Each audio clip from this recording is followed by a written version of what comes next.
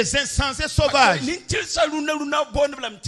Parce que les justes actuellement, ils sont considérés comme des gens insensés. Ceux qui veulent pratiquer la vérité, on les considère comme des gens non civilisés. Quels qu'en soient les services dans lesquels tu seras.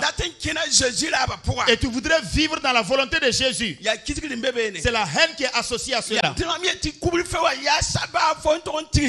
Et alors j'ai dit que le couvre-feu est un canal par lequel tu devras réunifier ta famille. Afin qu'il y ait une mise en règle et que la prière puisse recommencer. Afin que la trompette retentissante, toi, ta femme et tes enfants puissent partir. Si ce n'est ainsi, alors abandonne la foi. Entre dans le monde et péris.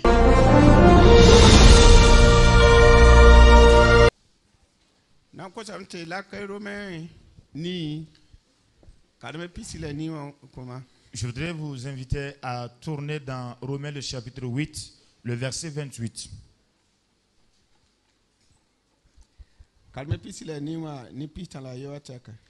Romains le chapitre 8, le verset 28 et jusqu'au verset 31. La tonne mimitim ni senon wenama. Wenam tumda ne bam bumfa pour un tisoma. Nebni si bam symbol tizem si bam daba yinga. Si boy. Bam sempini bang ob nebni sa. Epini yaka bam me ti wazem se bam biga wenogo. Si bam biga twen yi pipi soba babi su suka. La bam sempini yaka nebni sa. E bola bamba. La bam symbol nebni sa. E kitame ti bam zemse. La bam se kiti nebni zemsa. E wora bam me. Den honna yela me ti boyne yel kanga winam sambe ne tono anan twen tordo bam sen kabato meng biga ti ponsa laf se ko bam ton faninga bam ko la kum fani bam me on ko ton bi. Amen.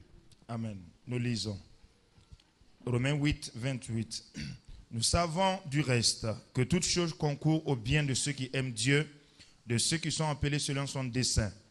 Car ceux qu'il a connus d'avance, il les a aussi prédestinés à être semblables à l'image de son Fils, afin que son Fils fût le premier-né d'entre plusieurs frères. Et ceux qu'il a prédestinés, il les a aussi appelés. Et ceux qu'il a appelés, il les a aussi justifiés. Et ceux qu'il a justifiés, il les a aussi glorifiés. Que dirions-nous donc à l'égard de ces choses? Si Dieu est pour nous, qui sera contre nous? Lui qui n'a point épargné son propre Fils, mais qui l'a livré pour nous tous, comment ne nous donnera-t-il pas aussi toutes choses avec lui? Amen. Amen.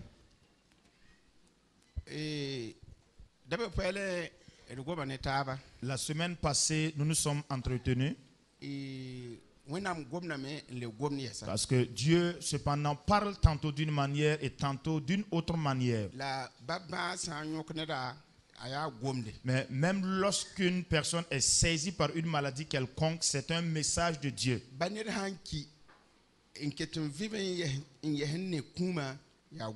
Même devant un corps donc, sans vie, les vivants qui sont arrêtés devant ce corps-là donc, sont interpellés à travers cette situation.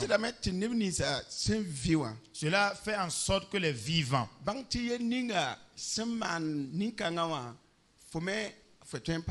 comprennent que la même situation qui a touché cette personne qui est devenue morte peut également me toucher moi.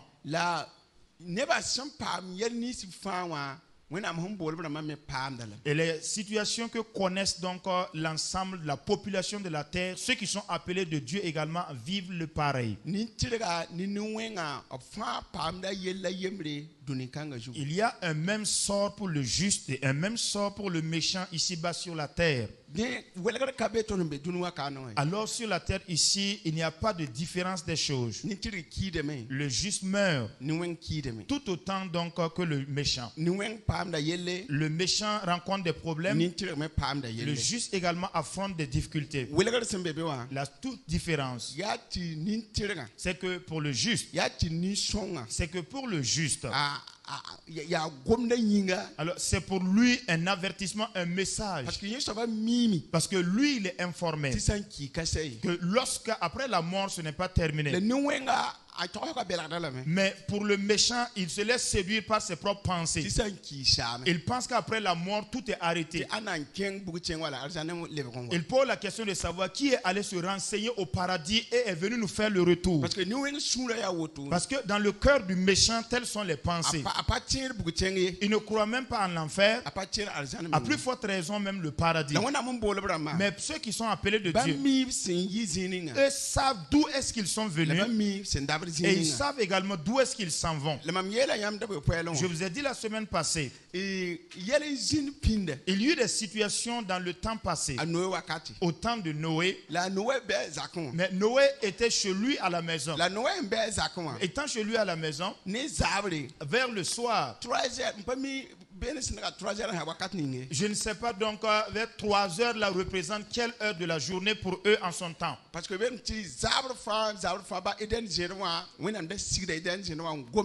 il est dit que chaque soir donc à chaque soir Dieu descendait dans le jardin d'Éden pour s'entretenir avec Adam. Et même dans l'Ancien Testament,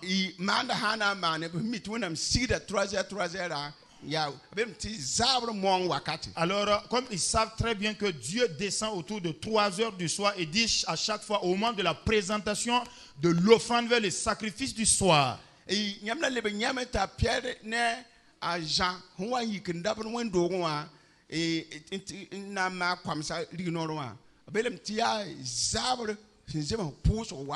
Vous aurez appris également que lorsque Pierre et Jean étaient en train d'aller donc dans le temple, et c'est à ce moment-là qu'ils ont guéri donc le malade qui était là. Il a dit que c'est au moment de la prière même du soir.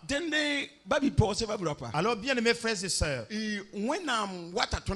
Dieu rend visite à nous dans le domicile, dans les difficultés, dans les différents problèmes.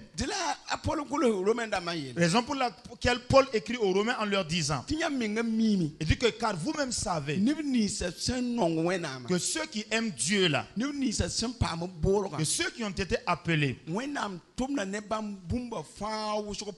choses concourent donc au bien de toutes ces personnes là, dans le meilleur, au regard de la vie du juste, au regard de la vie du juste.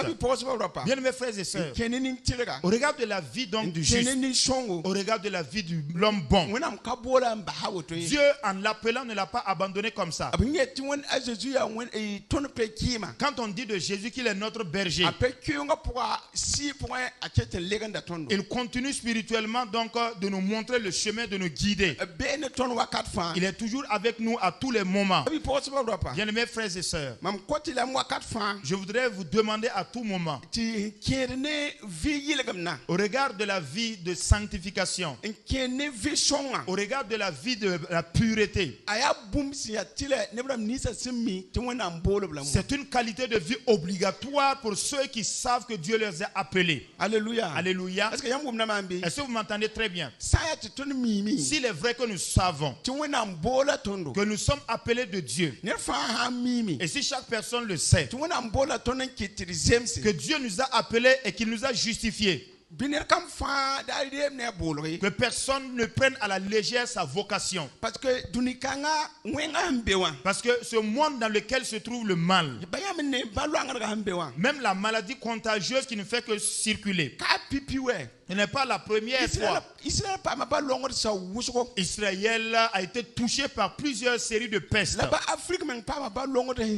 Et même en Afrique, dans l'histoire, nous savons qu'il a été touché par des pestes. Et si attentivement vous vous plongez dans la lecture de la parole de Dieu, toutes les différentes pestes et les épidémies donc sont toujours nées à travers l'impiété. C'est-à-dire que des hommes à un moment donné ont abandonné Dieu, ont décidé de servir la créature. Au temps de Noé, c'était la violence qui s'imposait sur la terre. Au temps de Sodome et de Gomorrhe, c'était la sodomie ainsi que l'homosexualité qui était exhibée.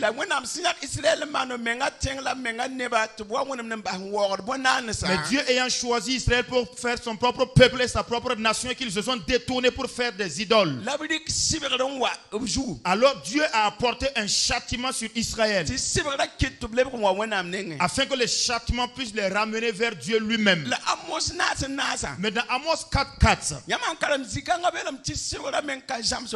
lorsque vous lisez dans ce passage, il est dit que même le châtiment, donc, ils n'en ont pas été même insensibles. Il a amené donc la peste. Il a amené la famine. Il a fait en sorte que la pluie donc distribue de façon inégale donc son eau.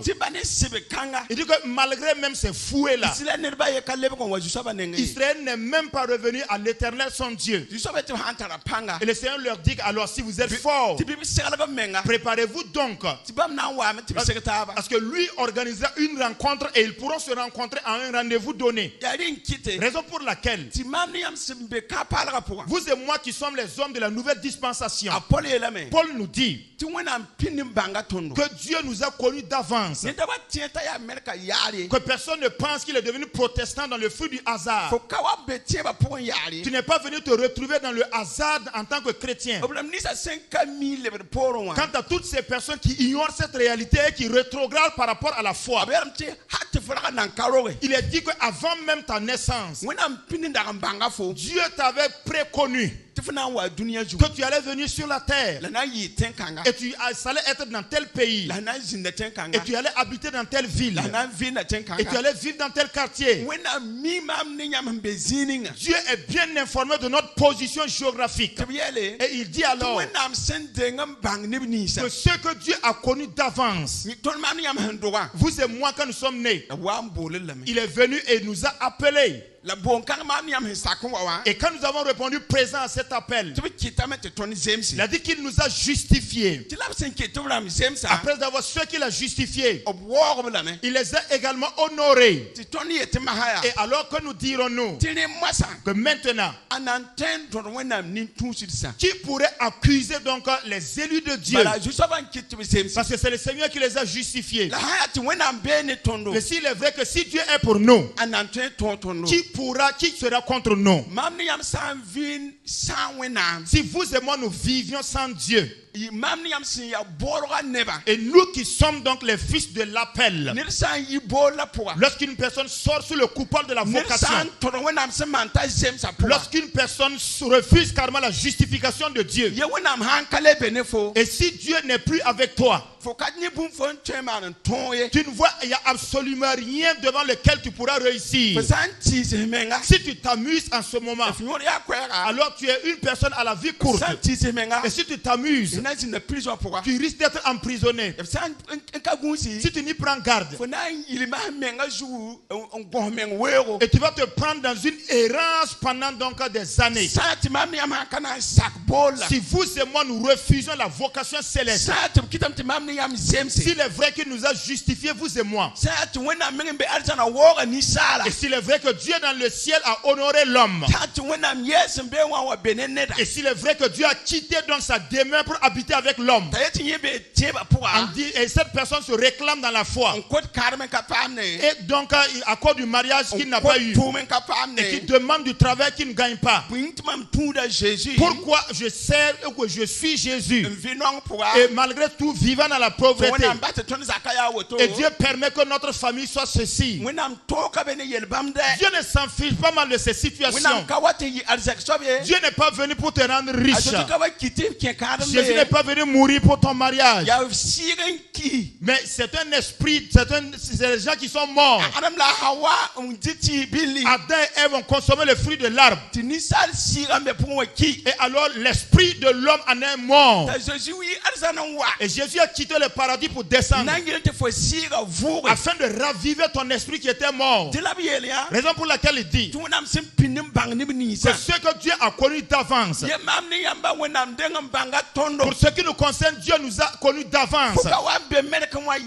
Tu ne t'es pas retrouvé dans le protestantisme dans le hasard. C'est quelque tu as été préconnu. Mais on t'a appelé. Il y a une estime.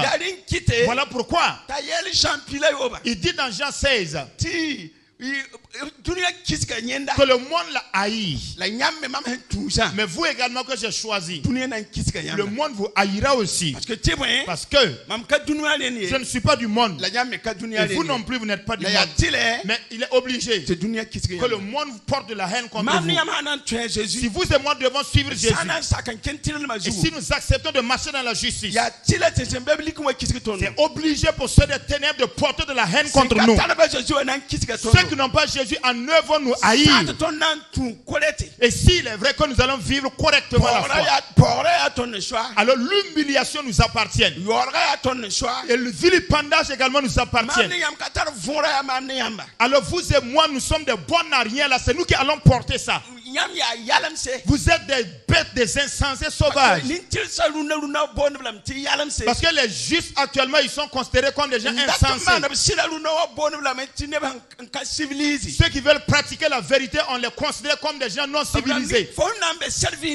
Quel qu'en soit le service dans lequel tu seras, et tu voudrais vivre dans la volonté de Jésus, c'est la haine qui est associée à cela. C'est le mépris qui est attaché à cela. Parce que ceux qui sont toujours dans le monde, pour eux, ils savent. Eux, ils sont des gens épanouis, éveillés. Et même lorsqu'ils arrivent à réussir dans leur mal, lorsqu'ils arrivent à réussir dans leur fraude, alors c'est pour eux une gloire. C'est pour eux une élévation. Du fait qu'ils réussissent dans leur mal, eux, ils sont des justes de cette ville. Eux, ce sont des hommes civilisés de la génération. Mais quant à ceux-là qui refusent la fraude, la corruption, il n'y a pas ce jour où tu auras la paix pour toi. Bien-aimés frères et sœurs, voilà pourquoi le monde va continuer de pourrir. Le monde va continuer de pourrir. Mais si vous et moi, nous avons la vocation, si vous et moi, nous avons donc une religiosité, si vous et moi avons été justifiés de Dieu, si le Seigneur nous a nous-mêmes honorés, l'auteur des cieux et de la terre, s'il m'a appelé et s'il m'a honoré en me disant de l'obéir, est-il bon pour moi que je sorte de cette situation pour me retrouver dans le mal et participer à la même destruction que le monde, alors que à cela, donc loin de nous cela, afin que nous ne perdons pas notre vie avec ceux du monde. Lisez dans Genèse 6, 5 jusqu'au 8. Genèse 6, 5. Voici quel était.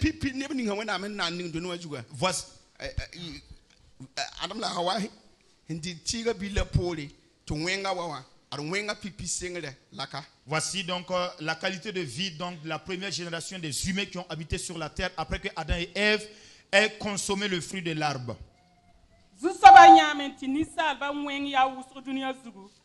La wakat fani salwa yam nib siya tarsa fa ya wens bala la zusaba sur sama ne bamba sena nisa dunia zuga nyinga la ya su song ne bamba zusaba yela me mamna sama nisal mam sindanan ning dunia zuga nisal ba ni rumsa la bon sard sa ne bon yes sa fa c'est bon mam sur sama mam sin nan bamba nyinga la zusaba ra nonga no.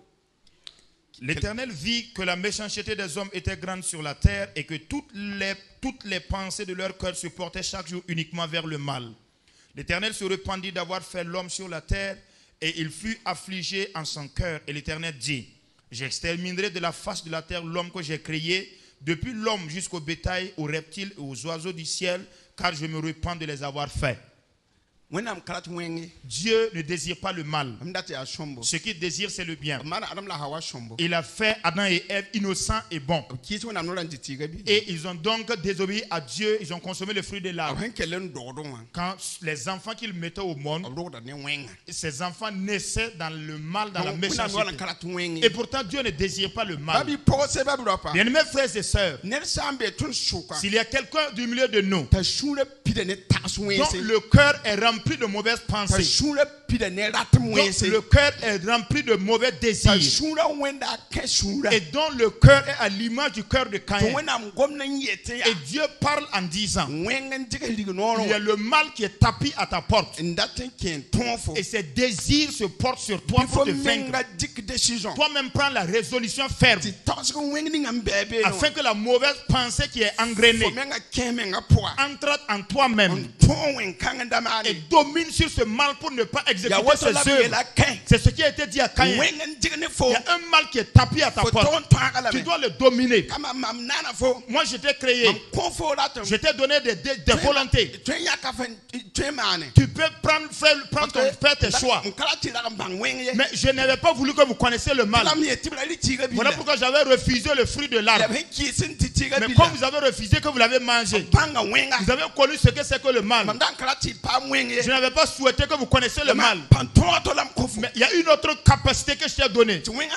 Et lorsque le mal se présente, tu as la capacité de le dominer et ne pas pratiquer le mal.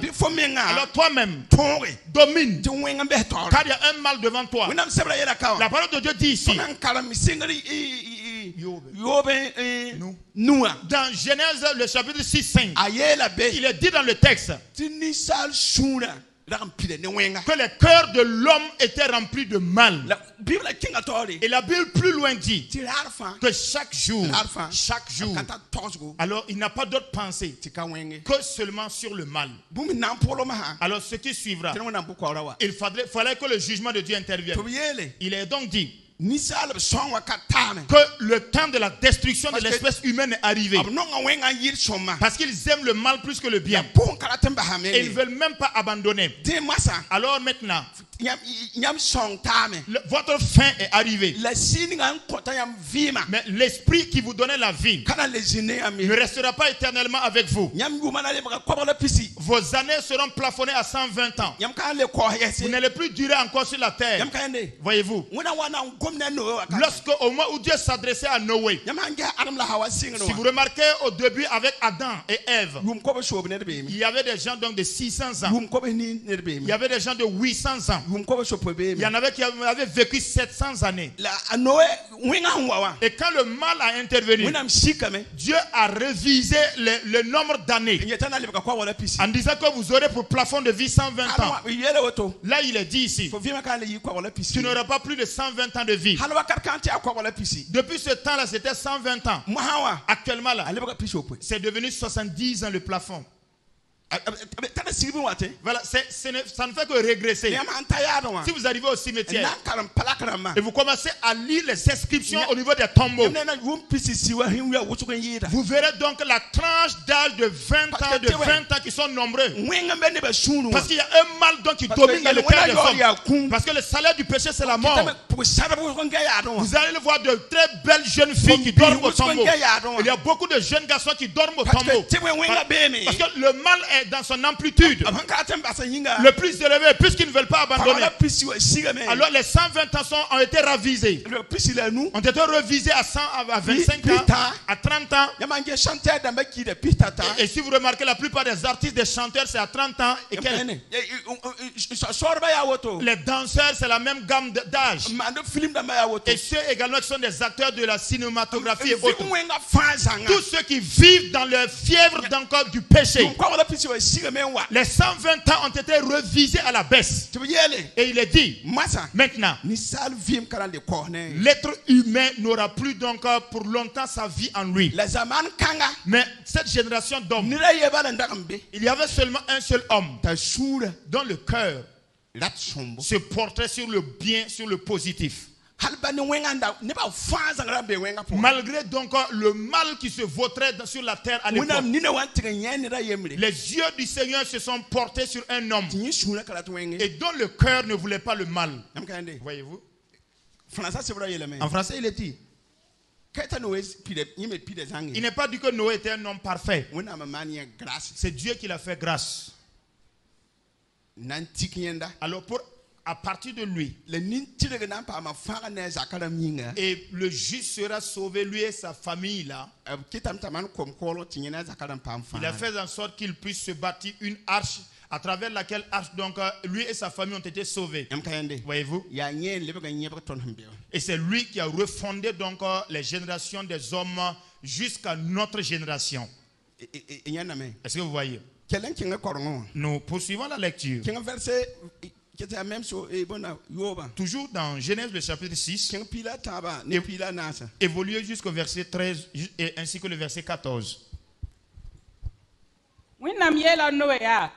Ninsalba fanson wakatame ya mami yele tibwen bam mandata pang dunia zugu la gese mamna kitameti bam menem dunia zugu bisman kom ko fi meng nyinga sintar puswusro ne rado si asama mbola pour ne apora ni sundu.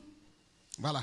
Alors Dieu dit, la fin de toute chair est arrêtée par devers moi, car ils ont rempli la terre de violence. Voici, je vais les détruire avec la terre. Fais-toi une arche de bois de gopher, tu disposeras cette arche en cellules et tu l'enduras de poids en dedans et en dehors. Bien mes frères et sœurs, il est dit que Dieu dit à Noé, la fin de toute chose est arrêtée par devers ma personne, car ils ne font que la violence sur la terre. Les politiciens violentent la population.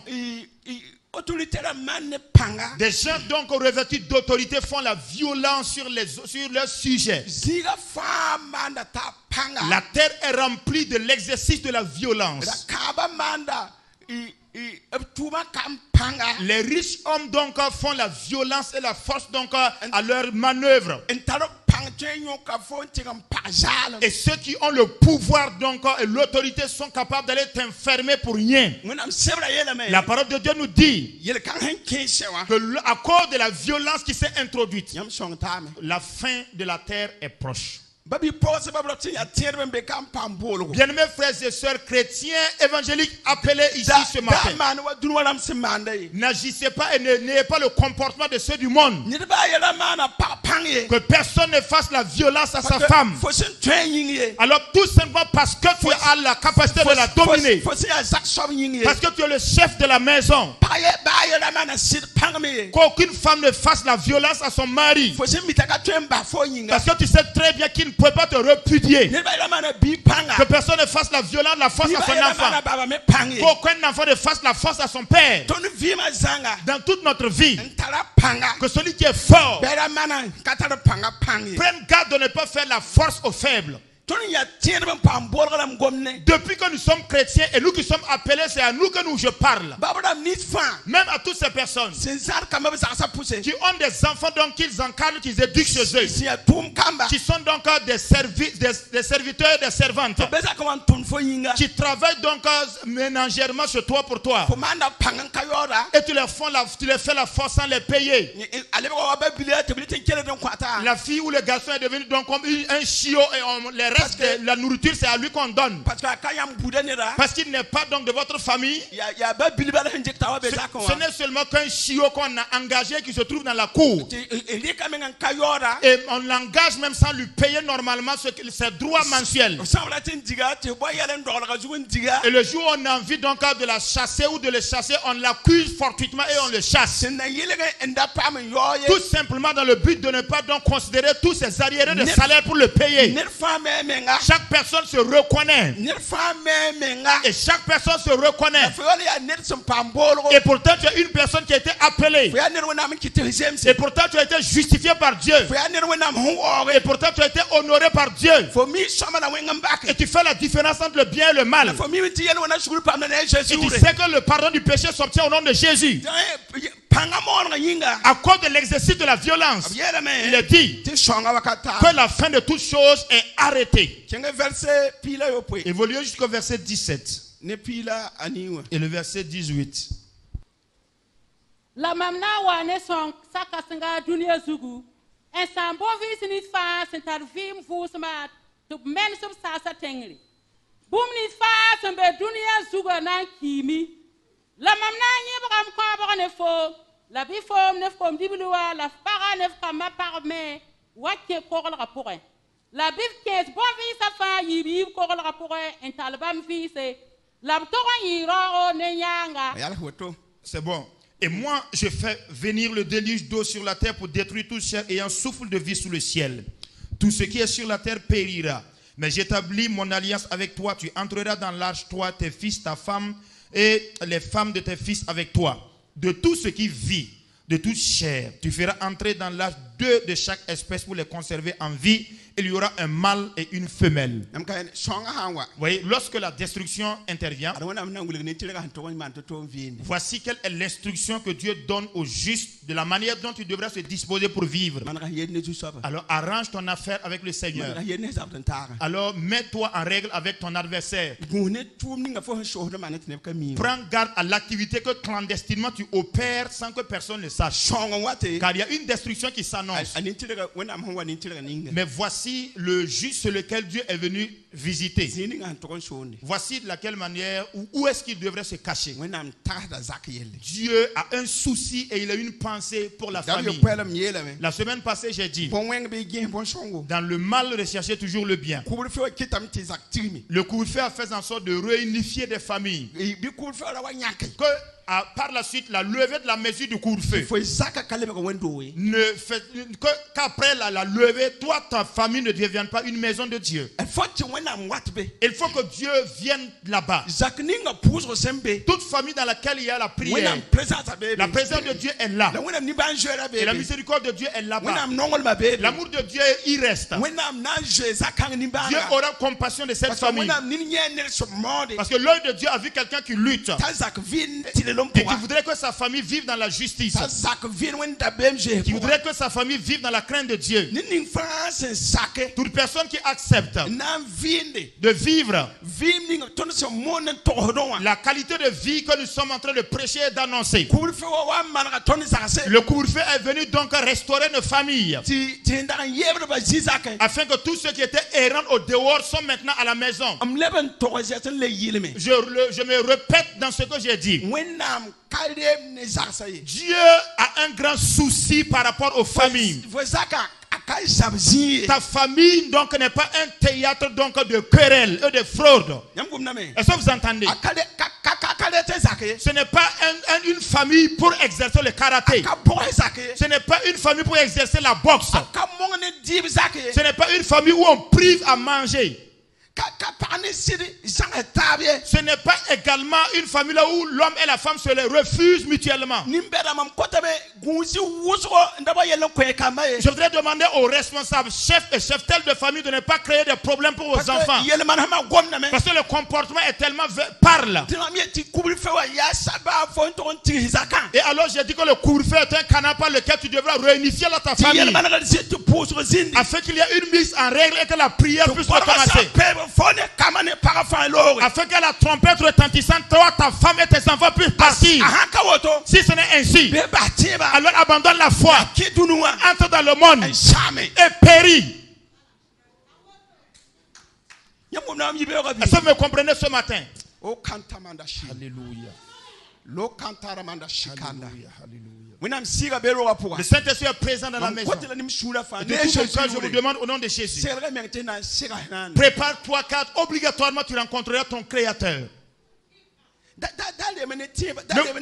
Ne prenez pas à la légère la vocation de Dieu. Ne prenez pas à la légère la vocation. J'ai dit, dans la famille, si vous implantez la prière, l'enfant qui ne veut pas la prière, laissez-le tranquillement. Mais avancez.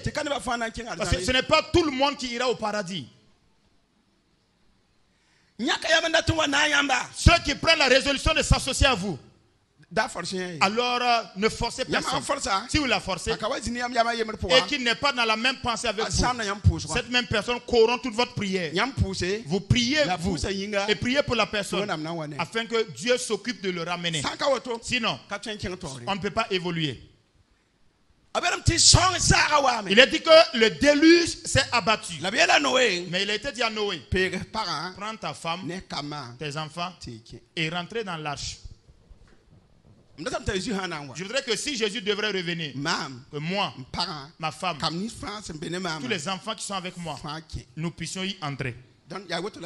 Voici la foi chrétienne. Alors, organise ta famille. Mets de l'ordre dans ta famille. Mettez de côté la dureté. Mettez de côté la dureté, les exigences qui n'ont rien à... Ceux qui ne servent pas Dieu même nous méprisent par moments. Nous vilipendent. Parce que pour nous, nous sommes bêtes. Parce que nous, les protestants, on est beaucoup outragés et méprisés. Vous êtes comme des gens donc excommuniés des familles. Les protestants ne sont pas considérés. Mais si tu es dans le protestantisme et que tu n'arrives même pas à entrer au paradis, ce n'est pas non plus normal. Il va te falloir être droit afin que ceux qui te méprisent te retrouvent au paradis. Parce que s'ils ne viennent pas, ils vont être en enfer. Levons les yeux et nous verrons être assis avec Abraham. Le riche était en enfer. Oui, il a aperçu Lazare qui était assis avec Abraham. Si vous et moi nous servons le Seigneur avec fidélité, tous ceux qui nous outragent et qui nous insultent en leur nombre complet seront en enfer pour nous observer au paradis de Dieu. Exactement comme le Richard a vu Lazare. Ceux qui vous outragent également vous verront pareillement. Je vous demande de lire dans 1 Corinthiens 1, 27. Dieu montrera. Alors que la sagesse du monde est une folie. Et Dieu nous considère nous-mêmes comme des sages.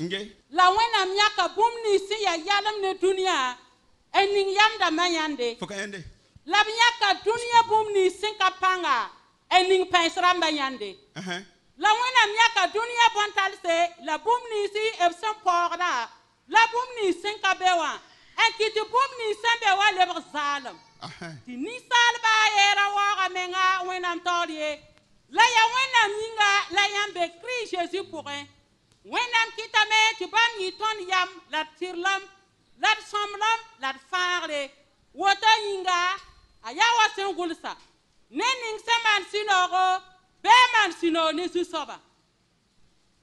Amen. Amen. Mais Dieu a choisi les choses folles du monde pour confondre les sages. Dieu a choisi les choses faibles du monde pour confondre les fortes. Et Dieu a choisi les choses viles du monde et celles qu'on méprise, celles qui ne sont point pour réduire à néant celles qui sont, afin que nulle chair ne se glorifie devant Dieu. Or, c'est par lui que vous êtes en Jésus-Christ, lequel de par Dieu a été faite pour nous sagesse, justice et sanctification et rédemption, afin, comme il est écrit, que celui qui se glorifie dans le Seigneur. Amen.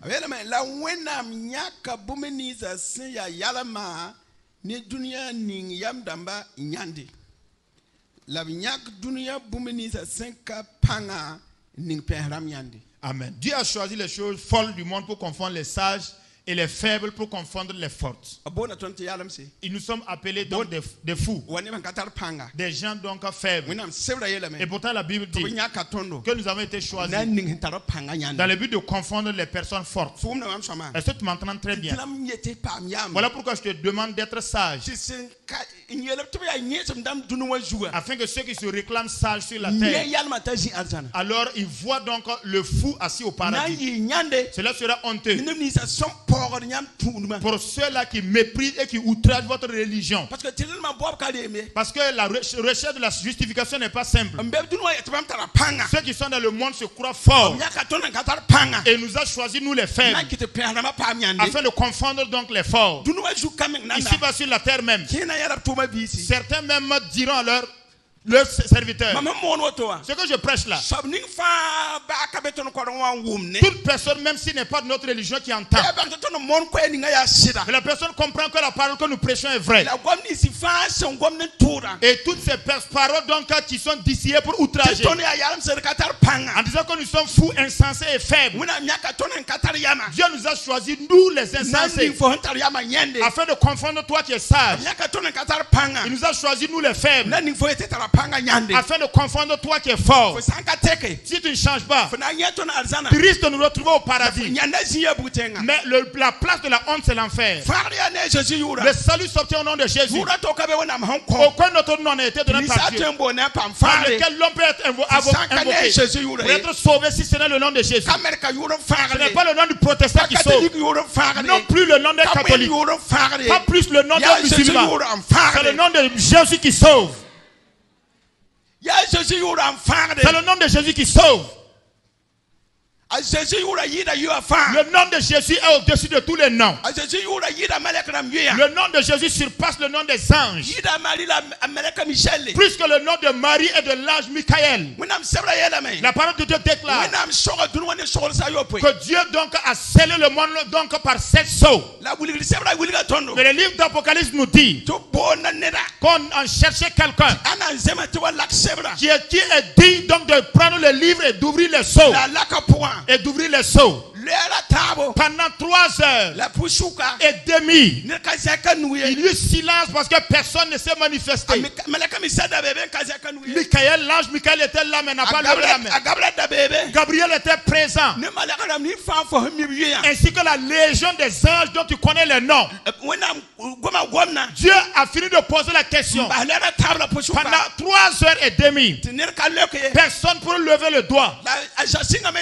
Et Jean a commencé à verser des larmes. De ce qu'il ne fut pas trouvé quelqu'un pour ouvrir le livre. Mais une voix a dit à Jean, ne pleure pas Jean, car le lion de Juda, le rejeton de David, il s'est levé, il est allé prendre le livre. Et ce nom-là s'appelle Jésus. C'est Jésus qui a pris le livre et qui a enlevé les 7 sceaux. Il a vu le contenu et il est venu sur la terre afin de répandre son sang pour notre péché, toi et moi. Toute personne qui croit en Jésus a la vie éternelle. Alléluia. Ce n'est pas le protestantisme qui sauve. Ce n'est pas non plus le catholicisme. Pas non plus la religion musulmane. C'est le nom de Jésus qui sauve. C'est le nom de Jésus qui sauve. C'est le nom de Jésus qui sauve. Alléluia. Alléluia. Je t'apprends ce matin. Si tu abandonnes Jésus, tu as abandonné le plus important. Manque tout ce qui est dans ce monde, mais ne manque pas Jésus. Manque le travail, rate l'argent, les finances, manque même un mari, manque d'avoir une femme, mais ne manque pas d'avoir la personne de Jésus-Christ. Si tu manques d'avoir Jésus, mieux valait pour toi de n'avoir pas été manifesté sur la terre. Alors il y a seulement 2 destinations, soit l'enfer, soit le paradis. La parole de Dieu ne nous parle pas du purgatoire. Il a parlé de l'enfer et du paradis.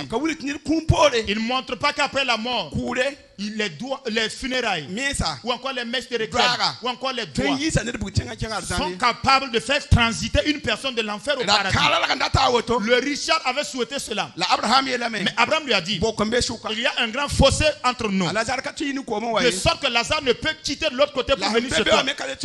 Pareillement, ceux qui sont de l'autre côté ne peuvent venir chez nous. Cette chose est certaine. C'est pendant que tu viens que tu écoutes. Sache que ce n'est pas le protestantisme qui sauve le catholicisme. Ce n'est pas la religion musulmane, mais c'est Jésus qui sauve. Répands-toi de tes œuvres. Donne ta vie à Jésus. Car c'est Jésus le chemin, la vérité et la vie. Mais si ce n'est pas lui, il n'y a pas de salut en aucun autre nom. Aucun autre nom. Aucun autre nom. L'ange Michel, le Saint Jean-Baptiste, le Saint Gabriel, le Saint Pierre, le Saint Marie. Aucun de ces noms ne saura te sauver. C'est le nom de Jésus qui sauve. C'est le nom de Jésus qui sauve. C'est le nom de Jésus qui sauve. C'est Jésus le chemin vers le Père Dieu. Si tu as vu Jésus, alors tu as vu le Père. Mais si tu n'as pas Jésus, alors tu iras en enfer. Que le salut vienne chez toi à la maison. Que le salut vienne chez toi à la famille. Que Dieu ait compassion de chacun de nous, afin que nous obtenions la vie éternelle. Et je le dis encore au peuple de Dieu ce matin. C'est Jésus-Christ qui est Seigneur. Je veux toujours m'habiter. Chaque instant de chaque jour qui passe, en toi seul je veux me confier. Tu es mon Seigneur.